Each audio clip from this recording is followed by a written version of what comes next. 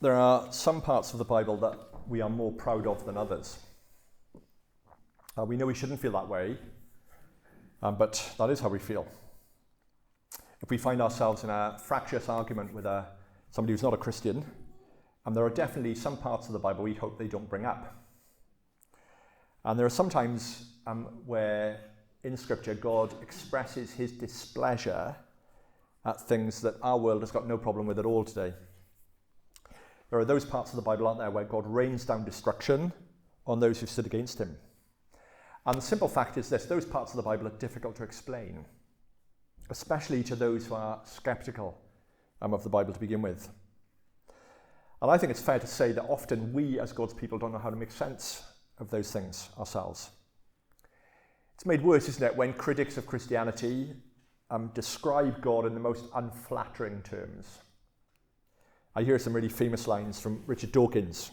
He says this: "The God of the Old Testament is arguably the most unpleasant character in all fiction. Jealous and proud of it. A petty, unjust, unforgiving control freak. A vindictive, bloodthirsty ethnic cleanser. A misogynistic, homophobic, racist, infanticidal, genocidal, filicidal, pestilential, megalomaniacal, sadomasochistic, capriciously malevolent bully."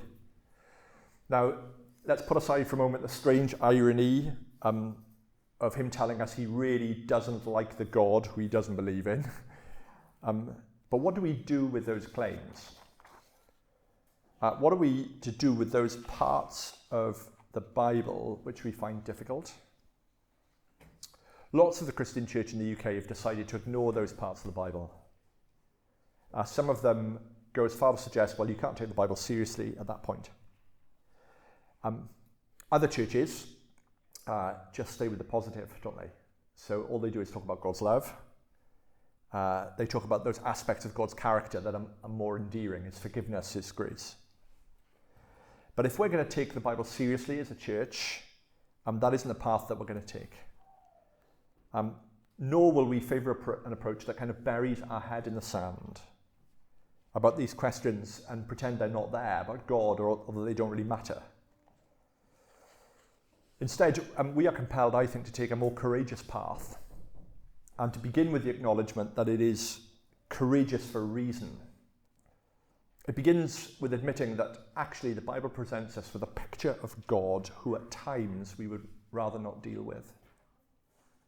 And so comments like the ones I read to you of Richard Dawkins, they're unfair, we know that, they're deeply offensive, but they're not just plucked out of the air.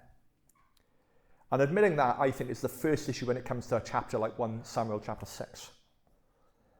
Because what was read to us describes a part of the Bible. It shows us a picture of God who I think we find uncomfortable. But hopefully, I hope that as we kind of wrestle with this chapter this morning, we'll come to the point where we find ourselves being able to submit to this God gladly. So the chapter has two halves. Verses 1 to 11 are when Uzzah gets carried away, and then the rest of the chapter is when David gets carried away in a different way. First of all, let's think about Uzzah. Uzzah and his brother Ohio, and they're part of a team of men who King David has assembled to bring the Ark of the Covenant up to Jerusalem. In the chapters previously, God has been establishing David as God's king. He's put paid to David's rivals within Israel. David is the undisputed king. He's strengthened David to defeat his enemies. He's handed over Jerusalem to King David. He's got a palace for himself. And so it makes sense that David wants to bring the Ark of God up to the city of God. The Ark, you'll know in the Bible, represents God's presence. And so David builds a brand new cart for the event. The Ark is placed on the cart and the journey begins. And Ohio and Uzzah are entrusted with the very important task of guiding the cart. And so the scene opens, can you see it, verse 5, with the people celebrating. It's a great theme. Verse 5, they're there and they're celebrating before the Lord with songs and lyres, guitars, harps, tambourines, castanets and cymbals. They're really going for it. You can imagine it, can't you? It's the order of the day celebration. David is installed in king. There's peace in the land. God is with his people. It's a victory parade. There's much to be thankful for. And so they worship. They worship him as they make this joyful journey. But all of a sudden, verse 6, the celebrations are interrupted. Verse 6. And when they came to the threshing floor of Nacon, Uzzah put out his hand to the ark of God, took hold of it, for the oxen stumbled. And the anger of the Lord was kindled against Uzzah, and God struck him down because of his error. And he died there besides the ark. Seems like a good idea, isn't it? The oxen stumbles. Uzzah's there to guide the ark. He wants to protect the ark so that the celebration can continue. No. The celebration is officially ended. The party's over. And God doesn't see Uzzah as a great hero. In fact, quite the opposite. God is furious with Uzzah that he touched the ark. And he kills him. At one moment, he's alive, sing God's praise. The next moment, he instinctively touches the ark to stop it from falling. And the next moment, he's on the ground dead. Verse 8 explains it. It says that God's wrath broke out against Uzzah. And that's the same language as chapter 5, verse 20, to describe the way that God dealt with his enemies. The wrath of God breaking out. And so here, Uzzah has received the same treatment as God's enemies. And he is carried away in a body bag. And why is God so angry? Our first instinct is to feel pretty sorry for Uzzah, isn't it? Don't you find yourself thinking, well, God overreacted? Let me say three things to that. First of all, this is God we're dealing with. And God never overreacts. God is slow to anger. He's always just. He's always God. And so, believe it or not, we are never in a position to question his moral integrity or to question the proportionality of his justice. We just don't know enough. The second thing is, in the Western world, we don't think much of the sacredness of physical objects, do we? In other cultures, that makes a lot more sense. So I'm told that Muslims will never put a copy of the Quran on the floor. But Christians, we throw our Bibles all over the place. And we think the words in the book are sacred, but we don't think the book itself is sacred. Something as a sacred object, it feels just a bit foreign to us. And this is part of the reason why I think it's hard for us to understand the Jewish culture of the day. In the Old Testament, there were sacred objects, and that would have been generally understood. The best illustration I can think of it is you go to Paris, and you go to a significant art gallery, and you go to look at a Monet, or let's say you go to look at the Mona Lisa, all right? And you're all looking at the Mona Lisa, and you know that you are to look at it, but you're not to touch it. You've got a pretty good idea that if you did touch it, the alarm bells would go off, wouldn't they? But you think, do you know what? The Mona Lisa, it's not great, so you get your magic marker out, and you go towards it, and you go to draw maybe a joke moustache on the Mona Lisa. What happens at that point? Well, alarms go off, the security guards come, and in an instant, you're locked up. It's that sort of thing. The ark is sacred. And we might shrug it off and say, well, it's a box on a cart. But Uzzah would have known that it's not just a box. It was holy. And that brings me to the third thing. In the law of God, God had given his people specific instructions in how they were to transport holy articles, in which the ark was most sacred. You could go to Exodus 25 and you'll see it. The ark was built with two gold rings on the side so that it could be carried on poles. The poles would have been slipped through the rings. And then in Numbers 4 to verse 7, Numbers 4 and Numbers 7, we're told that God gave specific instructions as to who was to carry it. It was to be the Kohathite branch of the Levites. And God told them how they were to carry it. They were to carry it with the poles on their shoulders. And he explicitly said, do not touch the ark or you will die. And when we understand that, I think we've got to realize that David must be held partly responsible for what happened to Uzzah, because it was David who had the cart built. The ark of God was never meant to be carried on a cart. It was meant to be carried on poles over the shoulders of the Kohathites. It was designed that way precisely so that incidents like this did not happen. God's very clear instructions in his law were given because in his kindness, God wanted to keep his people from death. So David must carry some of the blame for what happened to Uzzah. Uzzah disobeyed a very clear command. And instinctively, it may have been that he should have been restrained by his knowledge that the ark is holy. And the ark of God reflected God's holiness. And God had said anyone who touched it would die. 1992, who was alive in 1992? There's a few at the back, just about, isn't it? Just about you were alive. So you'll remember this, all right? The Queen went on a visit. Queen Elizabeth, the great Queen Elizabeth, went on a visit to Australia. And when she was on her visit to Australia, do you remember what happened? Let me remind you what happened. The Prime Minister, a man called Paul Keating, he hit the headlines because, do you remember what he did? He touched her back. He put his arm around the Queen. How dare he? She was visiting Australia and she was making a royal tour and she was going up some steps. It was an instinctive moment and he was trying to introduce the Queen to some other people, but it was a clear breach of protocol. You don't touch the Queen. Prime Minister Keating forgot who he was standing next to. And he touched the Queen. How dare he do that? It was worldwide news. Uzzah's problem is that he forgot who he was what he was carrying. He did not treat as holy that which was holy. And that's why verse 7 describes it as really an irreverent act. That's better than error. By touching the ark, Uzzah had not revered the ark's holiness. And by touching the ark, Uzzah had not feared the Lord. And we can only begin to imagine, can't we, how the people reacted at that point. They're there, playing the guitars, banging the tambourines, with their castanets, dancing around.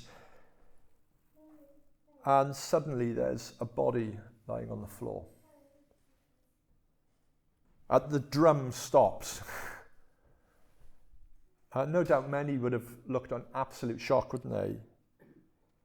People would have been confused what's going on. Uzzah's family and friends were grief-stricken. But the only person whose reaction we're actually told about is King David. Look at verse 8. First of all, David was angry. He was angry because the Lord had broken out against Uzzah. That seems like a fairly understandable reaction. No doubt at this time, David's not had time to reflect on his own responsibility in Uzzah's death. And then, given what's happened, he decides to abandon the rest of the journey to Jerusalem. He stores the ark in Obed-Edom. And it would still seem that he's thinking pretty superstitiously about this.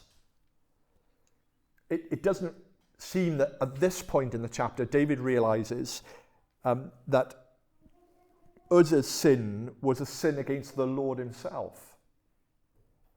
He thinks, David, the problem is actually with the ark more than God. However, he grasps enough, doesn't he, to be afraid. Look at verse 9. It tells us that David was afraid of the Lord. And again, that seems pretty understandable. If we'd been there and seen these events unfold, I think I would have been pretty scared too. And David knows enough of God to know that it is God who's behind Uzzah's death, even if he doesn't get all the reasons why. And so David is terrified of God. And the author of 2 Samuel is deliberately contrasting Uzzah's irreverence here with David's instinctive fear. Uzzah sinned by failing to fear, and David responds full of fear. And that contrast is really at the heart of the chapter. David sees something about God that widens his eyes and deepens his knowledge of God. And what he saw of God left him scared witless. And it's really vital that you and I don't miss that. Because it seems to me that whenever the subject of the fear of the Lord comes up amongst Christians like you and I, one of the first things we hear is this: well, actually, fear doesn't mean fear.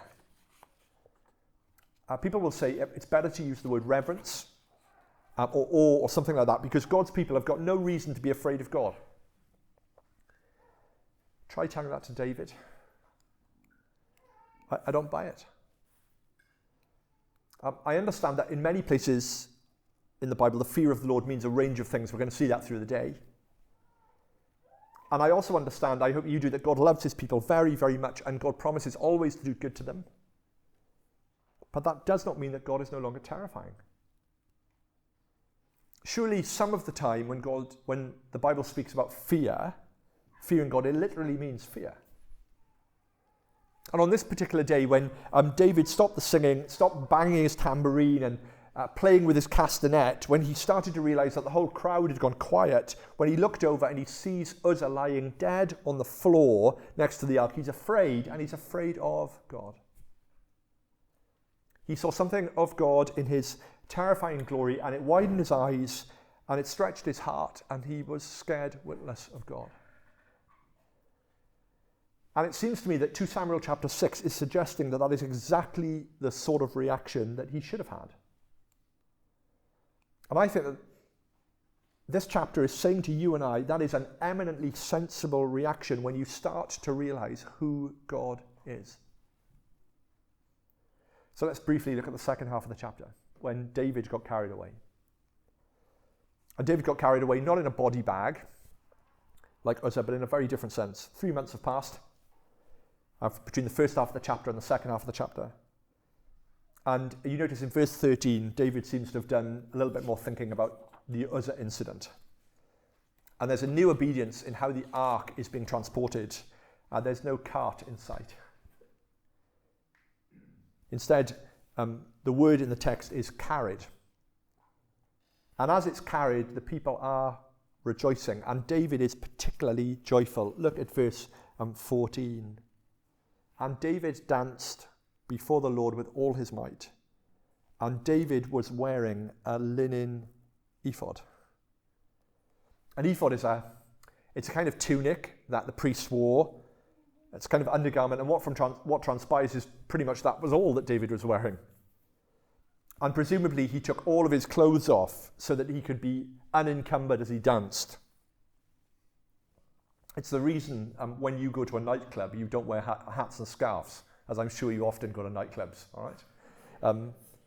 It's the reason why you play sport, you don't put your overcoat on. He wanted to be uninhibited, and that is how he danced. He danced and he worshipped.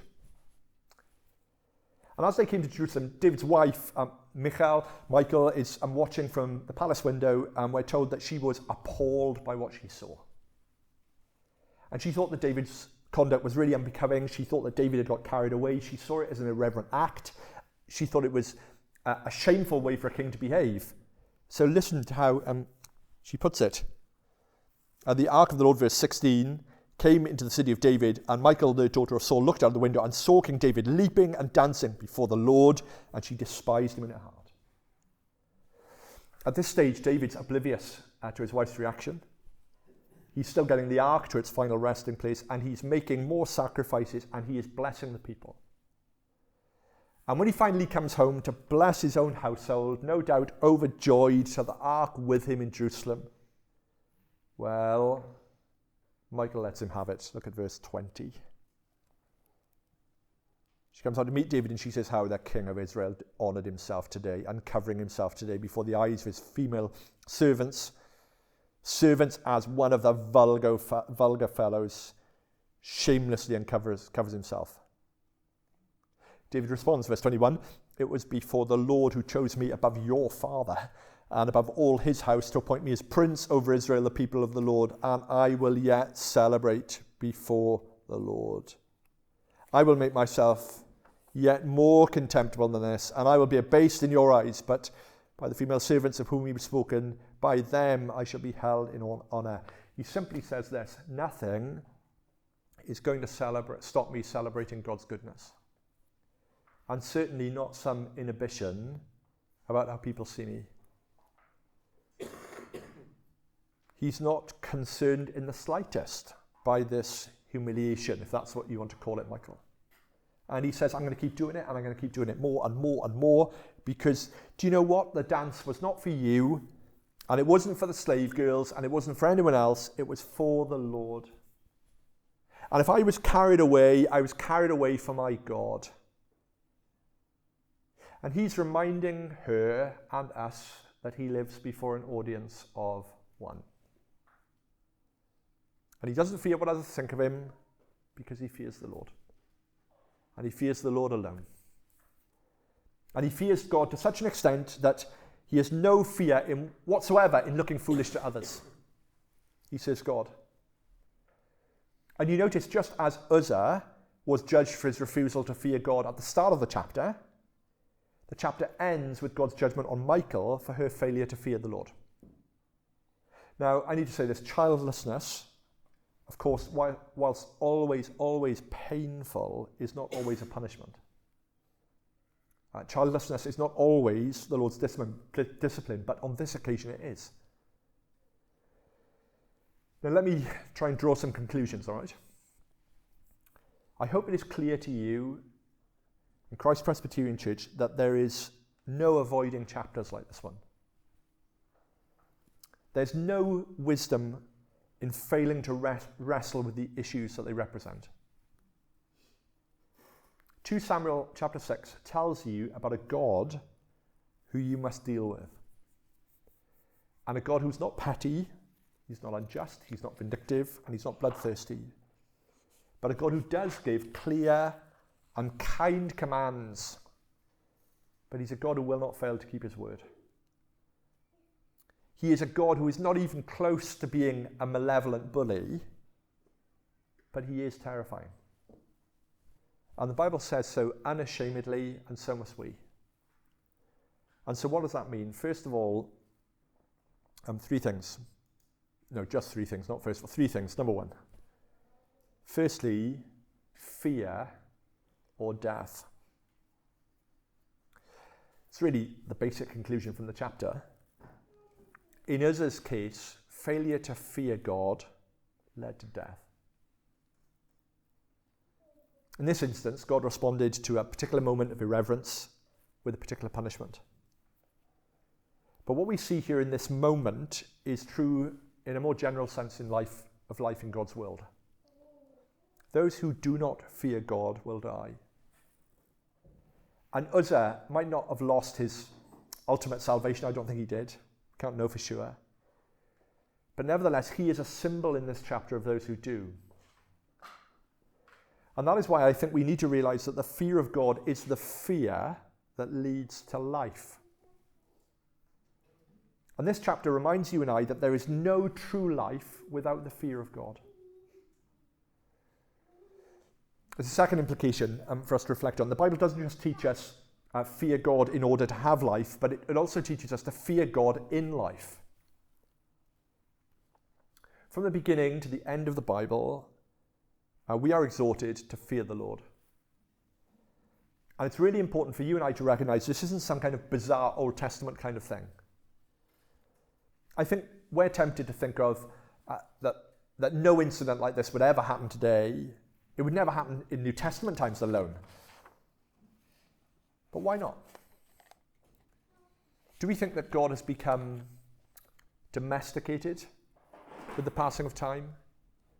Has God somehow ceased to be terrifying? What about Ananias and Sapphira in Acts chapter 5? They lied to the Holy Spirit and they were struck down dead. We're told that when that happened in Acts chapter 5, great fear seized the whole church. Do you think they were thinking, oh, that's just an Old Testament thing? Or what about the Corinthian church in 1 Corinthians 11? You know the words of institution that are read at the Lord's Supper? What was delivered unto me has been passed unto you. The Lord Jesus, on the night he was betrayed, took bread, and when you give him bread, you know that, don't you? But all ministers, I know, stop at the verse where it says, and this is the reason why some of you are ill, and even some of you have died. 1 Corinthians 11 teaches us that there were certain members of the Corinthian church They were eating and drinking the cup of the Lord in an unworthy manner. And who are we to suggest that God cannot or will not or would not continue to discipline his people like that? When the author of the Hebrews says it is a dreadful thing to fall into the hands of the living God, do we think he's just making an empty threat? One of the things I love about the Bible is the way that it not only tells us the truth, but so often it diagnoses our reactions to the truth. And I think 2 Samuel 6 is one of those chapters. It diagnoses our hearts by making us question what's our response to Uzzah's death. I have not met any Christians whose first reaction is to say, well, Uzzah got what was coming to him, didn't he? No one thinks that. More often, I find Christians respond to these verses like I first did when I understood them, when I read them. I feel like Uzzah gets a bit of a raw deal here. And we sympathize with Uzzah, don't we? Poor Uzzah. Because we think he didn't really do anything wrong. But as we read on and as we see the fear in David's eyes, it dawns on us that the fear David felt of the Lord is the fear that Uzzah should have felt, because God is holy and terrifying, and his word must be obeyed. And then it all starts to become clear that actually I find my heart is sliced open by this chapter, and I begin to see that my first reaction to Uzzah's fate is pretty telling. My reaction betrays the fact that I am as casual about God's holiness as Uzzah was. And I'm quick to excuse my disobedience.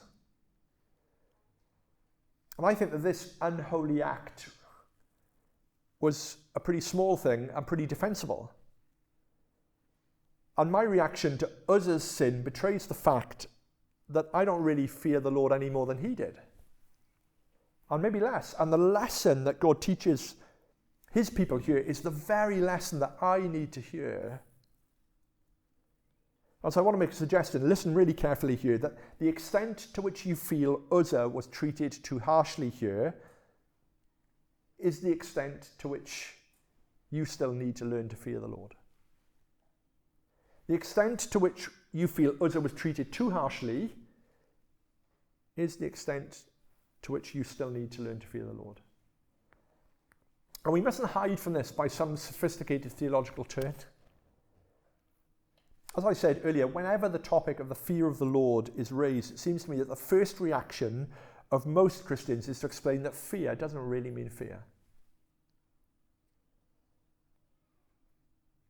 When Jacob woke up from his dream at Bethel in Genesis 28 and he'd heard the voice of the Lord, I'm pretty sure fear meant fear. When the Israelites passed through the Red Sea and they looked back and they watched from the other side as the water rushed over and engulfed the Egyptian army, and Exodus 14 tells us they feared the Lord, I'm pretty sure that fear meant fear. When Gideon spent an afternoon cooking for the angel of the Lord, only to have the meal he'd prepared swallowed up by flames which leapt from a rock, I'm pretty sure that fear meant fear. When the Lord appears in a storm at the end of the book of Job, and he finally silences Job's ridiculous friends, and he reminds Job of his perfect power, awesome power, and perfect wisdom, I'm pretty sure that Job is quaking in his boots. When God appears to Isaiah in Isaiah chapter 6, and he hears the voices of the seraphim calling to one another, and the temple is filled with smoke, and they are crying to one another, he is holy, he is holy, he is holy, he is holy. And Isaiah says, woe to me because I'm ruined. I'm pretty sure that Isaiah is genuinely scared. When the prophet Ezekiel in chapter 1 sees the appearance of the likeness of the glory of the Lord and he falls down on his face, I'm pretty sure his heart is racing. And Luke tells us about the calling of Peter and his miraculous fish. When Peter recognizes who Jesus is, he falls on his knees and he says, go away from me, for I'm a sinful man. Because he'd seen something about Jesus that had really freaked him out. And when Mark tells us about Jesus rescuing his frightened disciples from a furious storm at the lake, they are more terrified after the storm than they were before, because they had met a fear that outstripped any other previous fear they'd known. When Luke 8 tells us that Jesus cast out demons into a herd of pigs and the locals were overcome with fear. I'm pretty sure that when they pleaded with him to leave that region, it's because they were genuinely scared to have him hanging around. When Peter, James and John go up on the mountain and Jesus is transfigured, they fall down on their face on the ground and they are terrified. And I'm pretty sure the word terrified means terrified. When a Christian hater called Saul meets the risen Jesus on the road to Damascus, I'm pretty sure his life is turned around by fear. When John in Revelation tells us that he had an encounter with the risen Jesus, he says, I fell at his feet, though dead. And I'm pretty sure that was overwhelming. Revelation 5 tells us about the throng in heaven this morning, a throng to which all of God's people will one day belong, how they will fall down and worship the Lamb who was slain, the Lion of the tribe of Judah. And I am pretty sure that they know that this Jesus, this God, is someone to be reckoned with. And on many occasions, when the people of God get a glimpse of God in all his glory, in his white-hot holiness, his incomparable majesty, fear means fear. C.S. Lewis, you know what's coming, he captures Jesus Christ's meekness and majesty so well, doesn't he, in Narnia? And so your minister, like every minister I know, quotes this all the time. And there's a famous conversation between Susan and Mr. Beaver. And Mr. Beaver tells Susan about Aslan, who represents Jesus. And he's telling her that Aslan is a great lion. Oh, said Susan, I thought he was a man. Is he quite safe? I shall feel rather nervous about meeting a lion. Safe, said Mr. Beaver. Who said anything about safe? Of course he isn't safe, but he is good. He's the king, I tell you. It's wonderful writing. It's theologically priceless. God, not safe at all. And that is the testimony of the Bible from beginning to end. And in the face of an unsafe God, fear in life is an eminently sensible reaction. And so if I say this, if you're not scared witless of God, then can I suggest that there's quite a bit of God that you don't understand? Now, thirdly and finally, let me give you this. Fear with delight. Fear in order to have life, fear in life, but fear with delight. And here's the question about this chapter. Why has the writer of 2 Samuel put the first half of the chapter with the second half of the chapter? Have you wondered that? I know that the second half happened about 3 months after the first half, but why did he choose to put them side by side?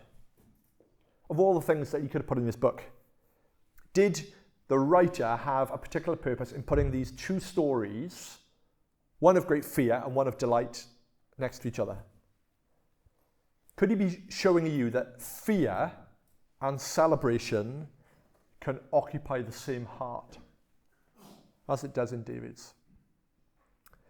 We tend to think that those two things are incompatible. And we think if you've got great fear of God, you won't be joyful. Or if you're really reverent, you've got to be very serious and very formal.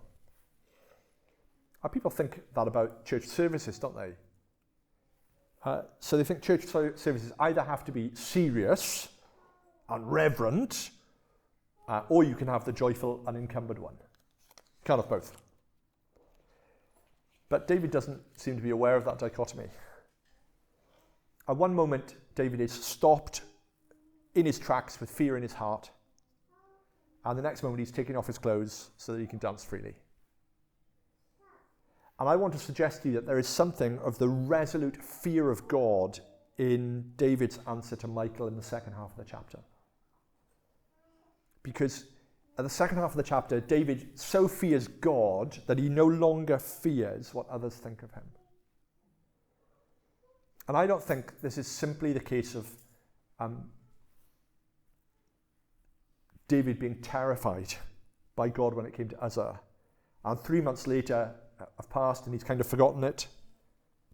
And he can learn to dance his way into Jerusalem again. I think what's happened is David learned a lesson in the first half of the chapter that he didn't forget.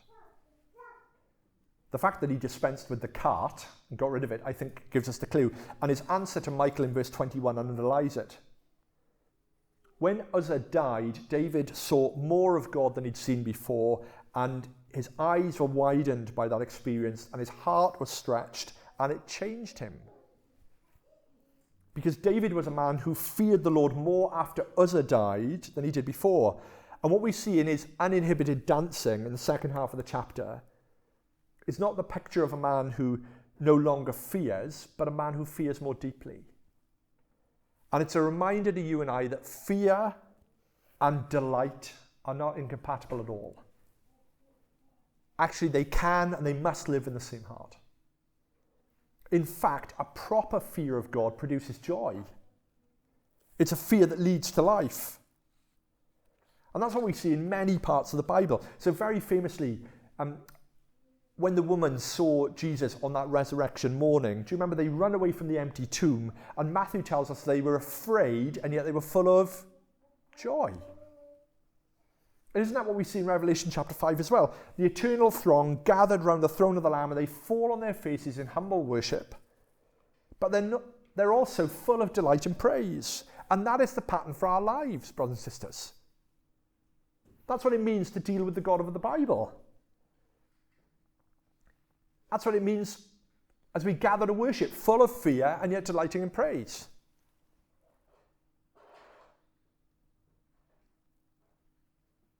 I think as Presbyterians, we struggle a little bit with this. So let's do this. If I let's play the word association game. If I say one word, you say the first thing that comes into your mind, all right? I say black, you say? I say fish, you say? Chips. I think TV. If I say ant, you think deck. If I say Presbyterian, you think joy. It's not exactly what people think, is it?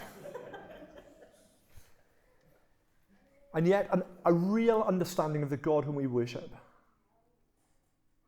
will mean that our services and our church life is characterized by, yes, great reverence and fear, but also unencumbered joy. An abandoned delight that actually no longer cares what other people think of us, because the fear of the Lord has widened our eyes and it's stretched our hearts. And I think that's a truth that's profound and is seldom learnt. The person who understands who God is finds themselves living in trembling joy. And we will know that we've learned that when we find ourselves living in delighted fear. And we'll know that our eyes have been widened to see God as he really is, and our hearts have been stretched to submit gladly to his frightening and loving reign. Let me give you a memory verse as we finish. Can you come with me to Psalm chapter 2? Psalm 2, not Psalm chapter 2, Psalm 2. Because there's a verse in Psalm 2 that I think is profoundly helpful to help us live as Christians. Psalm 2, verse 11. It's a verse that captures this pattern of life perfectly, I think. The psalm urges us, can you see it? Psalm 2, verse 11, serve the Lord with fear and rejoice with trembling. Serve the Lord with fear and rejoice with trembling.